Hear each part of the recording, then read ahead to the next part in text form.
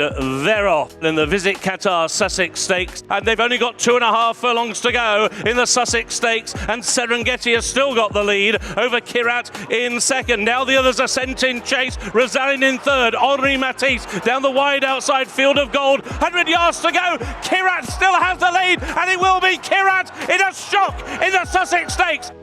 I'm not sure I expected him to do this, but we did talk about entering him for it. Barry confessed this. Barry confessed that you'd want to do it, and he'd said, "Don't be silly." He batted me. He was very polite, Barry. He didn't say, "Don't be silly." That's my translation. It's ready now. They're off and racing. Lovealot Bear has now come under pressure and is struggling to hold positions. Meanwhile, Astapor is creeping closer, going for the cutaway run. Another one catching the eye a little bit is Miss Monte Carlo in behind him, staying on now in the dark blue and white sleeves and cap, staying on quite takingly as well. Also staying on now is Budding down the near side. We've got a good race on our hands, but Miss Monte Carlo's made rapid progress. So too now Last Empress coming out of the pack. Lovealot Bear's finishing with a real flourish as well. Miss Monte Carlo joined by Lovealot Bear. We've got a big boil over here. If Lovealot Bear has got there, that's at any price you like. Big finish. And out they come. The slowest to break was Mere Side Pearl, also a little sluggish into stride was Sir Gregory. For this, the Racing TV Profits return to racing median auction maiden. Spread out all over the track. Tiny Dancer under the whip towards the near side, running wild down the centre. With Valda Travers over to the far side, the red colours of Sir Gregory has made up lots of ground as if by chance is over there with that one. As they head to the final furlong, Maywake is picking up next with Polam Lane. Into the closing stage as they go, running wild towards the centre of the track, is in front and doing best here. Maywake is putting in some fine late work, but at the line it's Running Wild, a shade comfortably. Clearly, oh my God, it's 200-1, Peter. How did we not pick that? They're off. And they're running over the journey of 6 furlongs. Braes of Doon a little slow to stride, as was Jaminos, the stable companion. That one's been bustled along early. Astapor is widest of all and has the lead by a couple of lengths towards the last furlong. And over on the far side is Astapor. And then on the near side, Alfred Cove and the running on Parisiac. Astapor right over on the far side has made a good fist of things here. It's Astapor, 3-digit odds on offer before the race. Astapor, they didn't see this one for dust. Astapor beats Parisiac. Alfred Cove best of the rest in third, clear of the others. Runners are dispatched for the first, off and racing for the Allen Park Stud Juvenile Hurdle Contest. Racing towards the first, a steady pace set by Four of a Kind and Ice and Slice. They're being followed by Trojan Horse as they prepare to leave the ground for the first time. Major Gatsby jumped violently to the right there. So out in the lead it is Four of a Kind who has the lead from Inspiratrice in second place, who continues to make progress under Sean Bowen. Mr. Rumbalicious, and towards the inside races Tidal Storm as they make their way down towards the second last. Four of a Kind still out in front. Inspiratrice the Grey now begins to deliver a challenge. They've moved on from Tidal Storm as they race down towards the last. Inspiratrice has moved through to lead. Inspiratrice has the advantage from Four of a Kind as they make their way up the run in, and Inspiratrice leading by about 3 lengths from Four of a Kind. They're finishing strung out. Tidal Storm is back in third place, but Inspiratrice at a massive price here. Been a great weekend, or few days for Connections. Another winner for Nicky Martin, big price winner of the first. And they're off and racing.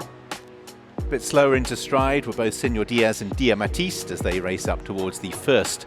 Larry's Bar still close enough, but just having to be manoeuvred for a challenge as Absolute Steel heads towards the third last, continuing to run around in the lead, but still rises in front from Larry's Bar, and the two have moved on from Dia Matiste. Josh the Boss has run no sort of race. Absolute Steel continuing to chart all sorts of courses, but is still picking up alongside Larry's Bar as they head down towards the last. Absolute Steel left-hand side, Larry's Bar on the right-hand side as they head towards the final flight with Dia Matiste.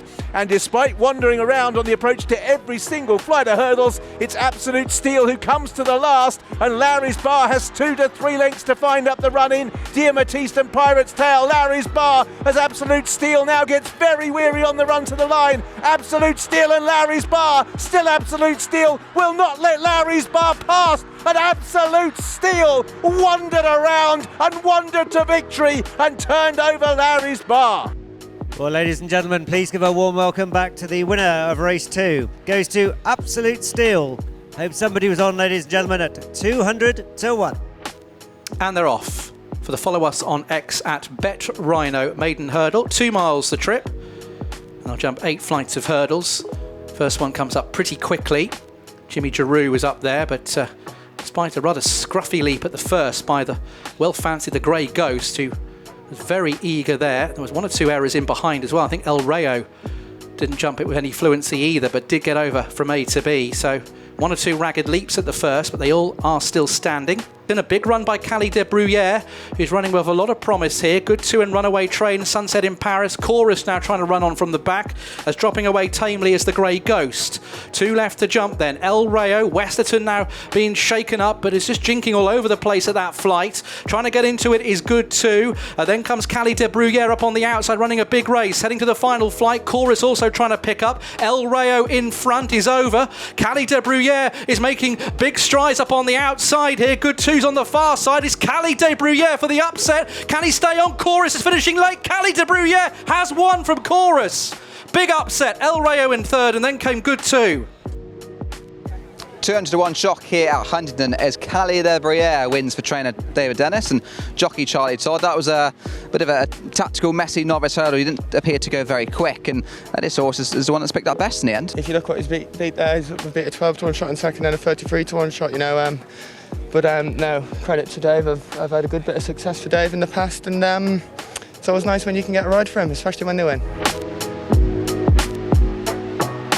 Off and racing in the final day opener, the John Lynch Memorial 4-year-old maiden hurl, 2 miles the trip as they head into the turn on the far side. Rhodesia up on the outside, chased by Edge of Darkness to the left, Kingdom Calling. Just behind him on the inside, Korea made a bad blunder. Kazakh Dartel leads, tackle now on the outside by Kingdom Calling, and they've stretched on, staying on behind him. That Danny Feeling over the last. Kazakh Dartel on the far side, Kingdom Calling stand side, they'd fight it out. Kingdom Calling on the stand side, the narrow leader will win for Richie Deegan and Owen McCarthy. Well, you came here for one ride today, 250 to 1. What's the thought process? Are you still positive coming here? Yeah, as much as you can be. But look, when you're riding for your own people, you have to do it and you enjoy doing it. So it worked out today anyway. It's great. White flag raised it off. The EBF Academy hurdle over 2 miles and a furlong. Kilbarry Alexi on the outside of That's the Jazz. With them, Zan Bulkley and I'm All In as they jump the first flight. Many in with chances as they level up for the judge. Less than 3 furlongs to go. The EBF Academy hurdle. Kilbarry Alexi from Rosary and Al Bulkley after them, followed by O'Grady Cracker on the outside. Running on from way back is Hunting Gold. Kilbarry Alexi leads. It's Bobsled time from the clouds is staying on to good effect on the far side of Ann Bulkley, followed by Ritz Plan, who's beginning to pick up. They're racing to the final furlong, and how things have quickly changed. It's Bobsled time from Ritz Plan, right underneath the stands rail, and between them giving way is Kilbarry Alexi. It's Bobsled time in front, and will win it. It's Bobsled time from a long way back. Joined by jockey Michael Keneally, who's just ridden the 250 to 1 shot. It's Bobsled time to win the Academy hurdle here at Nice. Michael, a little bit of history there, I suppose. Can you quite believe it? Your first time riding the horse today? No, I can't really, to be honest with you. Look, he didn't have a huge amount of form coming into it at all. He had a couple quiet runs, but as I was saying, Richie's a shrewd man. He knows what he's doing with his horses. He's probably better known for Pint of Pointers than he has, but he does well at them now as well. He's a shrewd operator, knows what he's doing. They're off as they begin over a mile in the Irish EBF maiden. Slieve Vokti, the early leader, with Oran Nero gone up on the inside to dispute it. Nordic Aurora is improved, and they're followed by Pin Your Hopes and Jungle Cove on the inside of Dark Pine. In the leading group, Agitare, racing in company with Machoka as they settle down, heading towards the 6 furlong point, and Oran Nero moves on a couple of lengths in front of Nordic Aurora. These 3 almost in line. Machoka next with Pin Your Hopes and Fastnet Crown as Agitari goes for home, making rapid ground in the middle of the track as He Knows No Fear. It's Agitari with Coming Fast on the outside. He Knows No Fear. Inside the final 100 yards, Agitari still coming. He Knows No Fear. Agitari, the opportunity has been lost as He Knows No Fear on the line, and then Pin Your Hopes and Fastnet Crown. And they're off. In the opener, the Bar 1 Racing Quick Deposit and Withdraw Maiden Hurl, a short run to The first flight, the flight before the stands, over towards the inside, Ballybourne Belter is prominent. Poker Night near side, between them is Lion. As they jump to first, Red Glory made a bad mistake. Sawbuck, Charlie O'Dwyer leads from Lion, Ricky Doyle on the outside in second. In third spot as they make the turn and push along is Vochito, Donna Myler, a break then to Ballybourne Belter and Mark Walsh, a further break to Female Approach, trying to stay on around the outside under Owen Walsh, and on the inner is Ballyquin Bay. But heading up the straight, less than 2 furlongs to race and 1 to jump. Sawbuck leads, Lion trying to close down the inside, and the orange Vochito down the outside Ballybourne Belter, but nearing the final flight, Sawbuck out in front. Jumps at about 2.5 in front, Ballybourne Belter second, Vochito, Lion behind them, Female Approach, less than 150 yards to race, and out in front it's Sawbuck and Charlie O'Dwyer, leading by about 4 as they go to the line, and Sawbuck will win the opener for the O'Dwyers, Ballybourne Belter second, Vochito third. As they walk towards the tape now. There we go, tapes are back, they're off and racing for this Class 4 priced up .bet maiden hurdle, and on the bayou in the orange colours with blowers on the inside or the outside of the course, near the stands anyway. And it's between On the Bayou and the outsider Blowers, the rank outsider who's running a stormer. They're up towards the second last then. On the Bayou from Blowers in second, who will not go down. And then back in third, about 7 or 8 behind them, is Lasco des Obo. So the red hot favourite here, one of the red hot favourites, just being served up a treat here by Blowers on his outside, and Blowers is sticking to his task here together with On the Bayou. On the Bayou and Blowers are scrapping this out. They're clear of the rest of them, and Blowers is just in front. On the Bayou is digging deep. Blowers and James Banks are going to see this out for a huge upset. Shock in the rain here at Exeter. Blowers 300 to 1, the joint highest UK priced winner. Nigel Hawke is next to me. Expectations were not that high on the back of Chepstow, but Bestie's given her a great ride. I did speak to you before the race, but to be fair to Bestie, I mean, he's only had a couple of runs. He ran the bumper at Larkhill, and you can see he's an absolute brute of a horse. His biggest problem is just controlling him. Last time it was no one's fault. We've tried to hold him. Poor Ella, he just got a run on Ella. He just did too much around Chepstow.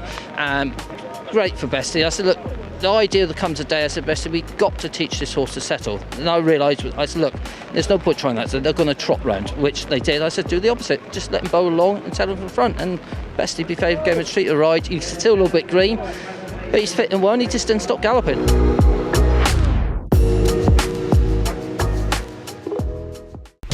Watch live racing now on racingtv.com.